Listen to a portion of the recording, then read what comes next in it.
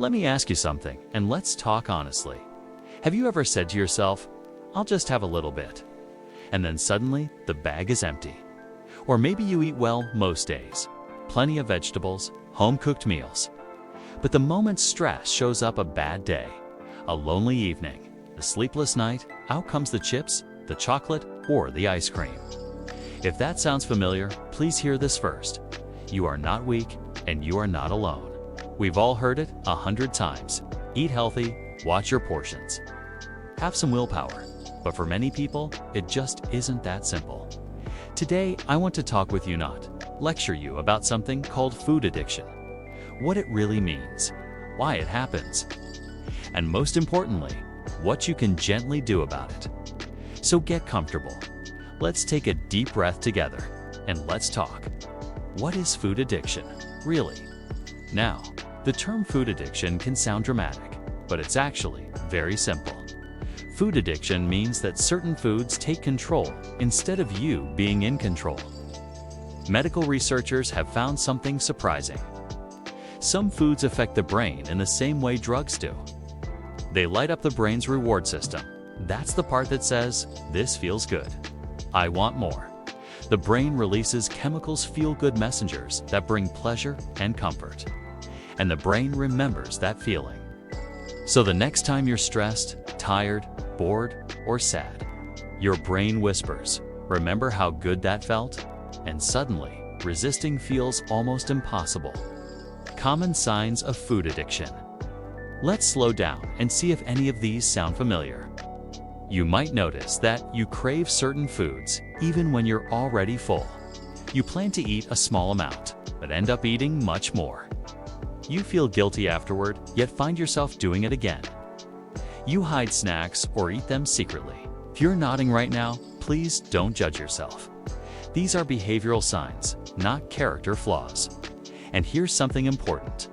Food addiction isn't just about body weight. You can be slim and still struggle. You can be active and still feel out of control around food. Researchers also found that women are more likely than men to experience this, but anyone can be affected. Why some foods are the problem and others aren't. Now, let's talk about something interesting. Have you ever heard someone say, I just can't stop eating broccoli? Of course not. Nobody binges on spinach or carrots. That's because not all foods act the same in the brain. The most addictive foods usually have three things combined: sugar, fat, and salt. This combination is powerful. It overwhelms the brain's natural stop signals.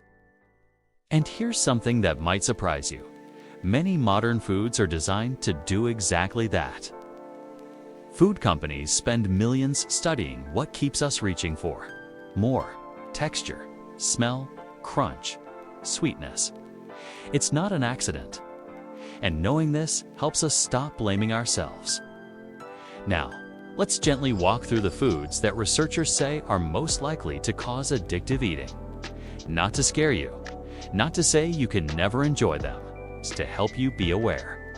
Number 10, white bread. Soft, fluffy, easy to overeat. It quickly turns into sugar in the body and makes us want more. Number 9, donuts. Sweet, fatty, comforting.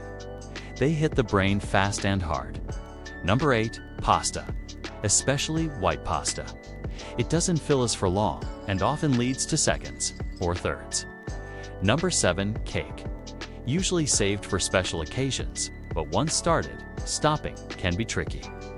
Number 6, chips. Crunchy, salty, designed to keep you reaching into the bag. Number 5, cookies. Small, sweet, and easy to lose count of. Number 4, chocolate. Comfort food for many of us, especially during emotional moments. Number 3, French fries. Hot, salty, crispy. One of the strongest craving foods. Number 2, candy. Pure sugar, fast pleasure, fast crash. Number 1, ice cream. Cold, creamy, soothing. Often eaten not out of hunger but comfort. Again, this doesn't mean you can never enjoy these foods. It simply means they deserve extra awareness. Why stress makes everything worse. Now, let's talk about stress. Stress lowers our ability to say no. It tires the brain. It makes comfort more tempting. Food becomes a kind of emotional painkiller. Sweet or salty foods can numb uncomfortable feelings for a moment. But afterward, the stress is still there. And now guilt joins the party. That cycle can be exhausting. So what can we actually do? Not extreme diets, not punishment, not perfection. Here are a few kind, practical steps. 1. Pause before eating. Before reaching for food, ask gently, am I hungry, or am I tired, bored, or upset? No judgment. Just curiosity. 2. Don't eat straight from the package. Put food on a plate. Sit down, give your brain a chance to notice. 3. Eat regular, real meals. Skipping meals makes cravings louder later. Balanced meals help calm the brain. 4. Find other comforts. A walk, a phone call. Music, a warm drink. Food doesn't have to be the only comfort in your life. 5. Be patient with yourself. Change takes time. Every small step counts. A gentle reminder for grandparents and caregivers. One more thing, especially if you help feed children. The habits we teach early can last a lifetime. Offering balanced meals and limiting sugary treats isn't about being strict. It's about giving them freedom later. Closing summary, let's be kind to ourselves. So let's recap together.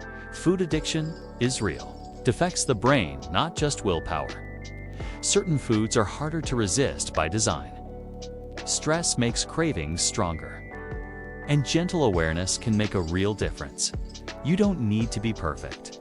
Don't need to give up everything you love. You just need understanding. And a little kindness toward yourself. Remember, you're not broken. You're human. Thank you for spending this time with me. Take care of yourself.